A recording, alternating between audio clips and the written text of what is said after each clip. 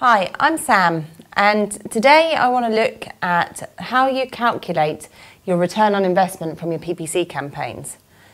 Before we begin, I need you to ask yourself one question. Do you know how much money you're actually making off the back of your PPC campaigns? Because I speak to so many people, and a lot of the time they kind of have an idea that they're making a profit out of their AdWords campaign, but they don't actually know how much they're making.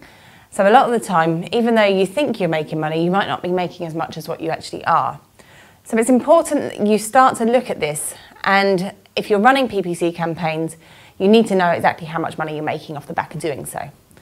So to start with, I'm going to look at the return on ad spend. Now this is one of the most common ways that people work out how much money they're kind of making from AdWords or Bing or whatever PPC platform that you're running.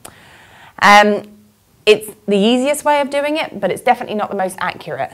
But even if this is the only way that you can do it, you're better off doing one way rather than not doing anything at all. So looking at the return on ad spend, which is abbreviated to ROAS, which is where you'll most commonly see it. In order to work this out, you take your PPC revenue. So how much have you made from PPC over a set period of time? You take away your ad spend. So how much have you spent on clicks on your PPC campaign to drive that traffic into the website and to generate the revenue off the back of it.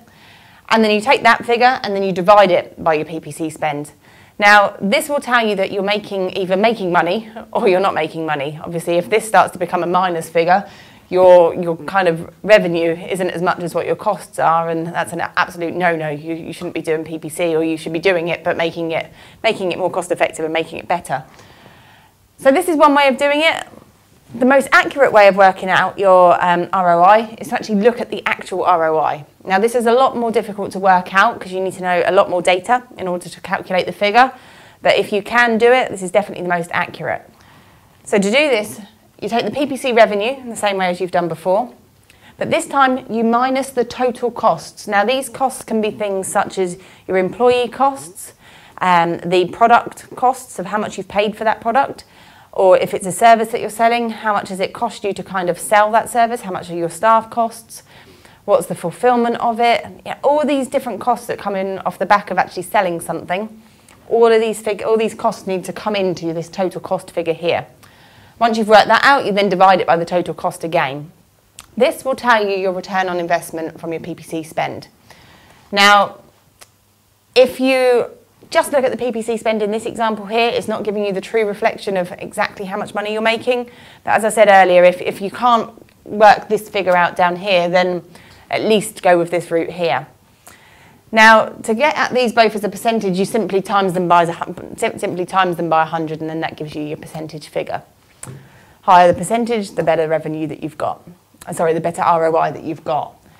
Now, there's some ways that you can work to improve the return on investment from your PPC campaigns. I'm not going to go into too much detail on these because we've done a load of videos and blog posts on this subject, so you can go and have a look at those. But some of the things that you kind of want to touch on are looking in negative keywords.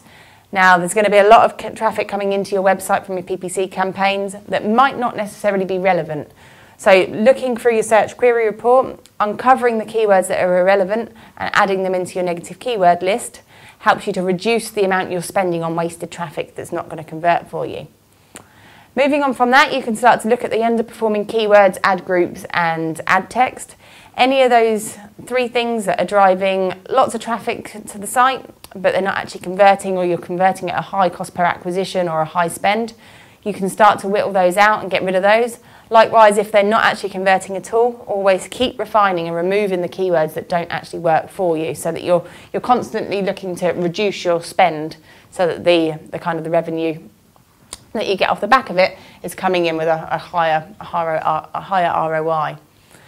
So other things that you can look at doing is improving your ad text. So always split testing your ad copy, looking to see which ads perform better than others, and then pausing the poorest performer and then making a new version of the better performer, and seeing if you can constantly try to get that to improve all the time. Also have a look at what your competitors are doing from their ad text and see if you can actually take a few bits of ideas from them and see if they work within your ad copy, because chances are if something's working for others, it will probably work for you as well. So always worth giving that a test.